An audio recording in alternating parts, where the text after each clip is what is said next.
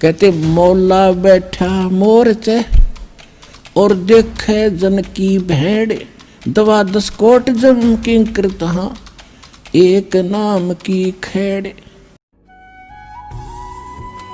Subscribe कीजिए complete code channel को और प्रेस कीजिए इस बेल आइकन को तथा पाइए परमात्मा की वीडियो सबसे पहले। त्रिकुटी पर जब आप पहुंचोगे तो वहां इस दास के रूप में परमात्मा मिलेंगे, और जैसा व्यवहार विचार आपका यहाँ है और जो डिमांड आप यहाँ लेकर मर रहे हो, तो वहाँ जाके फिर नहीं मांगोगे कोठी चाहिए जी, कार बन जाए, तो परमात्मा कहें जाते नीचे तू कार कोठी ले, वापस भेज देंगे।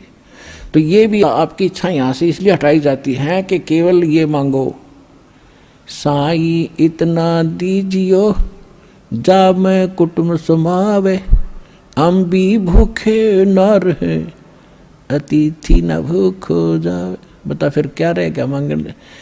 कुटुंब समान का अर्थ है परिवार की रिक्वायरमेंट ऑफ द फैमिली।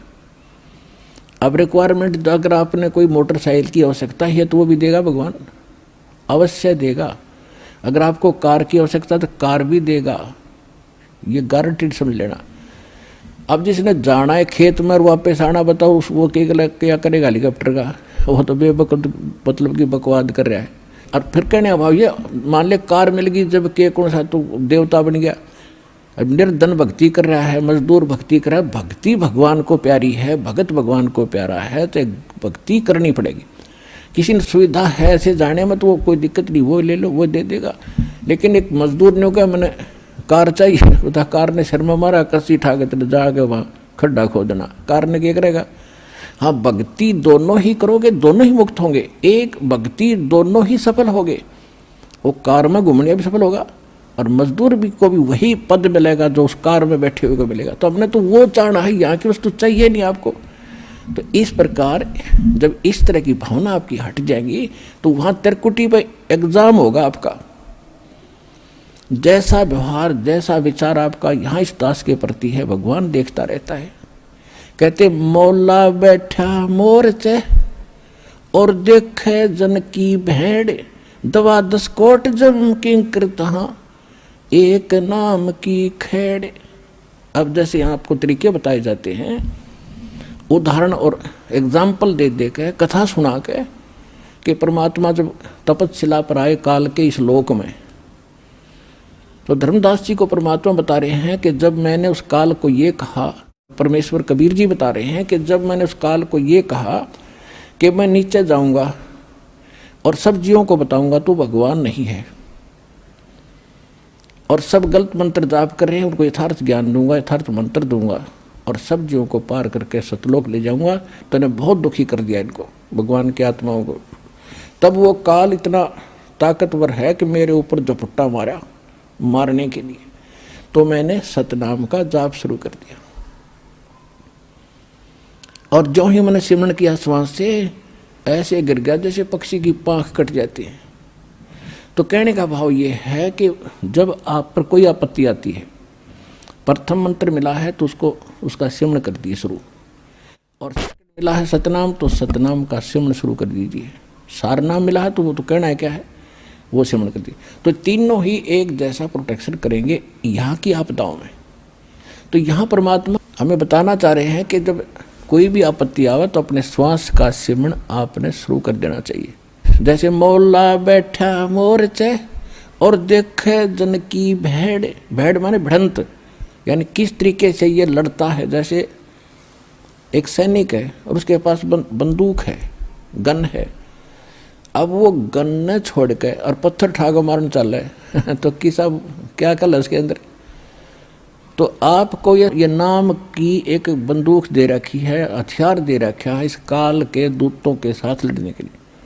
अब जब आपके ऊपर आपत्ति आती है, यम के दूत आते हैं, चाहे गरीबदास जी ने लिखा है कि वो परमात्मा आपकी हर गतिविधि देखता भक्त की, और आपको ये भी देखता है कि वो किस तरह से उनसे निपटेगा काल के दूतों से। कहते इन 4 दूतों की तो बात ही छोड़ो जो तुम्हें लेने आते हैं। अगर 12 करोड़ यम के दूत सामने खड़े हों और आपने एक सिमरण कर दिया, वो 12 करोड़ न्यू पड़ेंगे जाके एक दूसरे के ऊपर उछलते भागते नजर आओगे न्यू। मैदान साफ कर जाएंगे। अब कहते हैं मोला बैठा मोर्चे, मोला माने वो परमात्मा, मोला बैठा मोर्चे देखे दन की भेड़। जो मोर्चे में भक्त बैठा है, यानी मोर्चा है हमारा हर काल का ही, उसके साथ हम लड़ रहे हैं, संघर्ष कर रहे हैं, भक्ति कर रहे हैं, हरि सिमरण कर रहे हैं। और कहते हैं जैसे आपत्ति आती है उस समय अपना सिमरण शुरू करो दाता का, सब बातें भूल के। और वहाँ नो का हायरी माँ मर गया बचाइए तो कहेगा भगत है वो। तो परमात्मा ये देखता है कि वहाँ आप कौन सा फार्मूला अपनाओगे, तो वो तरीके आपको यहाँ बताए जाते हैं। तो वहाँ एग्ज़ाम होगा त्रिकुटी बजा का आपका। तो यहाँ परमात्मा कहते मौला बैठा मोर्चा देखे दिन की भेड़, आपकी लड़ाई देखता है, बढ़त देखता है, यो कैसे मुकाबला करता है। बंदूक धर के पत्थर ठाता है या बंदूक दिखावा है, तो फिर ज़्यादा फर्क पड़ जाए। बंदूक दिखाते हैं तो नाम के सिमरण से संकट टलेंगे। और कहते हैं 12 कोट दम किंकर जहाँ, 12 दूत यम के दूत सारे के सारे आपके सामने आ जाओ। और एक नाम की खैड़, खैड़ माने टक्कर नु मारा सब गिरता चला, तगड़ा आदमी होता है। तो ऐसे वो मंत्र की इतनी ज़बरदस्त शक्ति है, क्योंकि ये ज्ञान जो बोला गया था सिंपल और अनएजुकेटेड व्यक्ति थे, उनको सिंपल लैंग्वेज में समझाना था। तो वो परमात्मा आपकी बढ़ंत यानी आपकी एक्सरसाइज देखता है कैसे कर रहा है।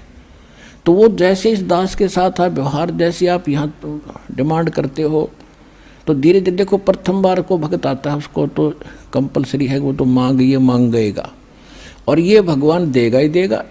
इसके घर में कोई घाटा है कोई नहीं। ज्ञान इसलिए दिया जाता है कि तू क्या मांग रहा है उतना मांग ले जितनी तुझे ज़रूरत है, और बाकी भगवान पर छोड़। उसने क्या पता नहीं मेरे बच्चे को क्या आगे आवश्यकता है, आगे तैयार खड़ा पाओगा आपका, आपसे पहले खड़ा मिलेगा, इसको किस चीज़ की आवश्यकता है। पति भरता जमी पर जो जो धर पाओ, समर्थ झाड़ू देत है ना काटा लग जाए।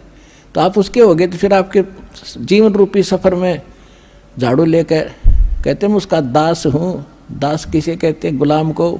दास भी पीछे रह जाए लेकिन भगवान आपकी पुकार से सुनते ही आगे खड़ा पाओगा, और उसको पहले भी खड़ा पाएगा कि मेरा बच्चा आ रहा है, और साफ कर दूँ कि देश के कर्म के कांटे ना चुभ जा। तो इतना आपने इस मालिक में समर्पित होना पड़ेगा पतिव्रता की तरह, तब लाभ हो।